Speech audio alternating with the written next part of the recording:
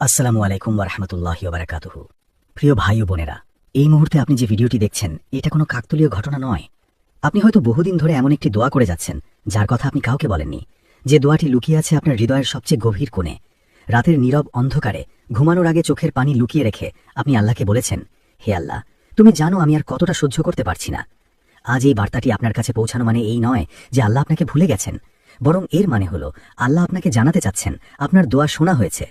গভীর ইচ্ছা মানে সব দোয়া একরকম নয় প্রিয় মানুষ। কিছু দোয়া আমরা ঠোঁটে উচ্চারণ করি, মানুষের সামনে, মসজিদে কিংবা নামাজের পরে।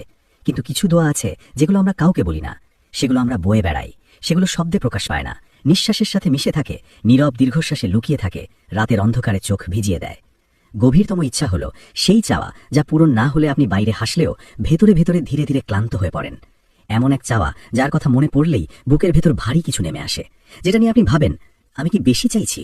আমি কি আল্লাহকে বিরক্ত করছি? হয়তো আপনি চান একটি হারানো সম্পর্ক ফিরে আসুক, যেটা ভেঙে যাওয়ার পরও আপনার হৃদয় আজও মেনে নিতে পারেনি। হয়তো আপনি চান এমন একটি সমস্যার সমাধান যেটাকে মানুষ বলে এর আর কোনো পথ নেই, কিন্তু আপনি জানেন আল্লাহ চাইলে এক মুহূর্তেই সব বদলে যেতে পারে। অথবা হয়তো আপনি শুধু চান একটুকরো শান্তি, আর কিছু নয়, শুধু এমন একটি সকাল যেখানে বুক ভারী লাগবে না, এমন একটি রাত যেখানে চোখ ভিজবে না। এই গভীর ইচ্ছাগুলো আপনি কাউকে বলেননি, কারণ মানুষ বুঝবে না, মানুষ হয়তো হেসে উড়িয়ে দেবে। তাই আপনি চুপ করে আল্লাহকে বলেছেন। আর আল্লাহ কোরআনে আশ্বাস দিয়ে বলেন, আমি তোমার হৃদয়ের গোপন কথাও জানি। সূরা তহা।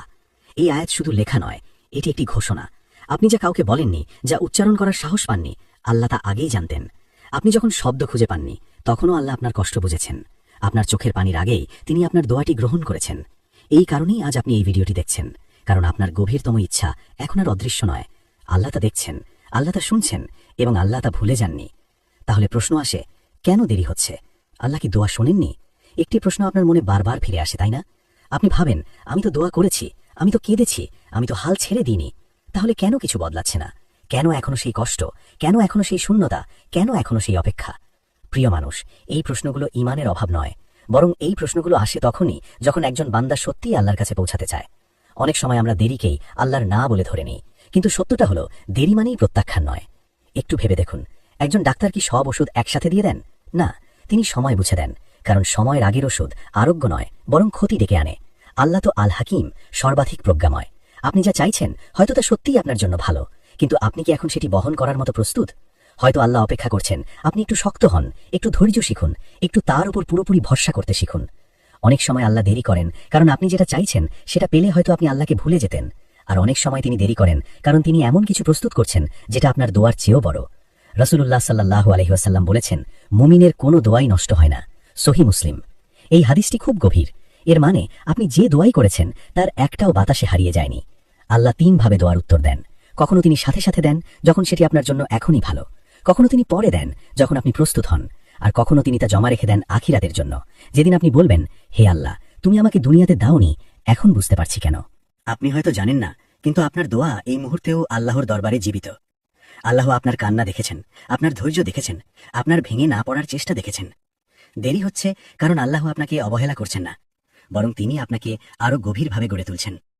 আপনার দোয়া এখনো চলমান, আল্লাহ এখনো কাজ করছেন, নীরবে, গভীরভাবে, নিখুঁতভাবে।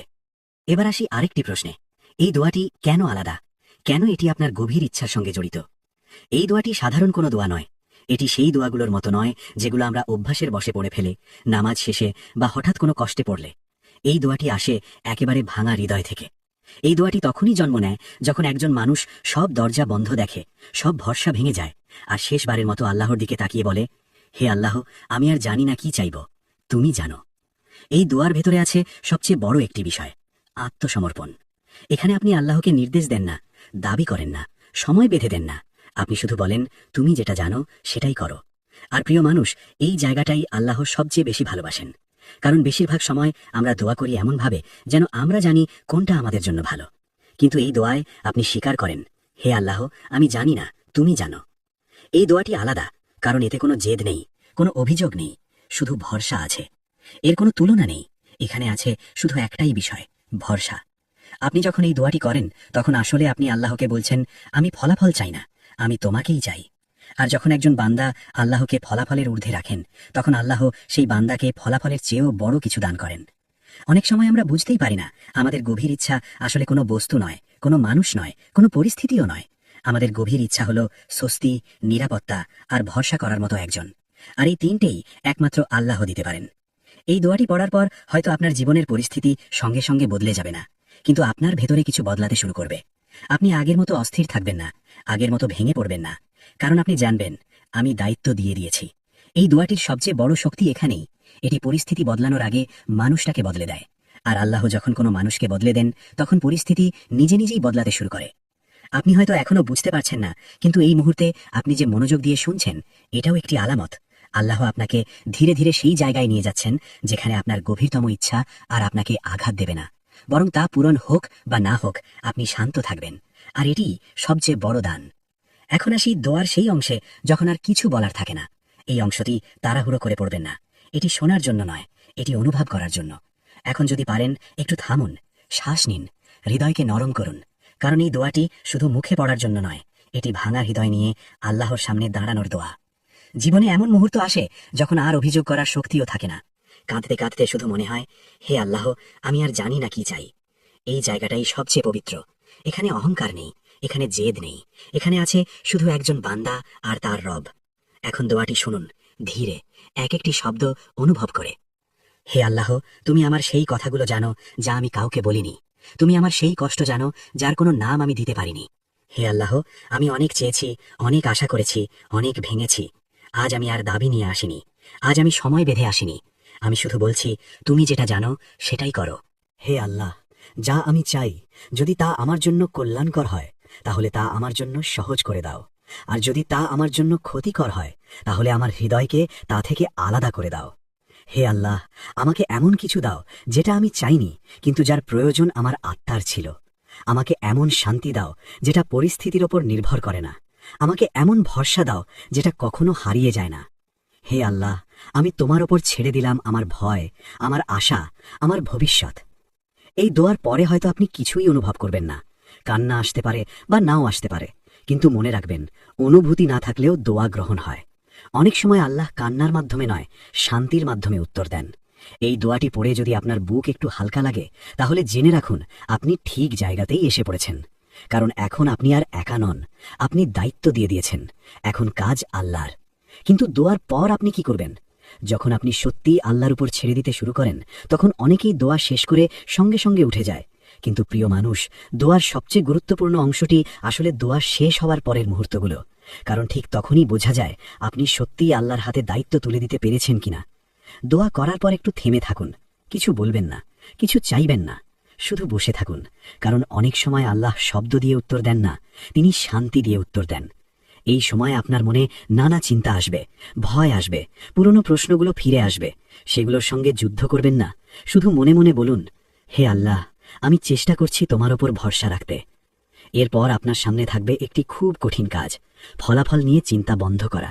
কারণ দোয়া করার পরও যদি আপনি বারবার ভাবেন কবে হবে, কিভাবে হবে, আদৌ হবে তো, তাহলে আপনি আবার নিজের কাঁধে দায়িত্ব তুলে নিচ্ছেন। অথচ আল্লাহ বলেন, দায়িত্ব দাও, আমি যথেষ্ট।